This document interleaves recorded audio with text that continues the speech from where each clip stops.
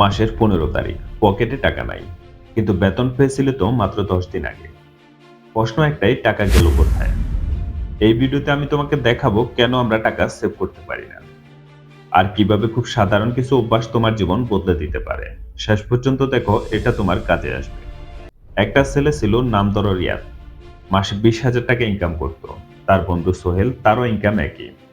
5 বছর পরে রিয়াদ এখনো টানাটানিতে, আর সোহেল তার ব্যাংকে 5 লাখ টাকা। কেন? কারণ রিয়াদ খরচ করতো আগে, আর সোহেল সঞ্চয় করতো আগে। এক, আগে খরচ পরে সেভ, এটাই সব থেকে বড় ভুল। যা বাসে তাই সেভ, এই চিন্তাটাই ভুল। 2, ছোট খরচকে গুরুত্ব না দেওয়া। ফাস্টফুড, রিচার্জ, এই ছোট ছোট খরচই তোমার বড় টাকা খেয়ে ফেলে। 3, পরে সেভ করবো মানসিকতা, এই পরে কখনো আসে না।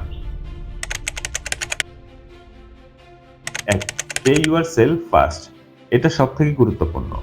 ইনকাম আসার সাথে সাথে 20% আলাদা করে রাখো, যা থাকবে তা দিয়ে চলো।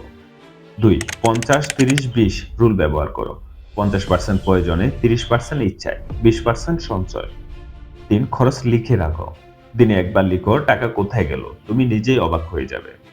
4, আলাদা সেভিং অ্যাকাউন্ট রাখো, যেটা সহজে খরচ করতে পারবে না। 5, লক্ষ্য ঠিক করো, কেন টাকা জমাচ্ছ? বাড়ি, ব্যবসা, ফিউচার। লক্ষ্য থাকলে সঞ্চয় সহজ হয়।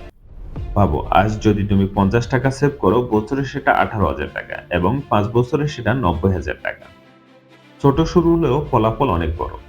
মনে রাখো, বেশি আয় করলে ধনী হওয়া যায় না, সঞ্চয় করলে ধনী হওয়া যায়।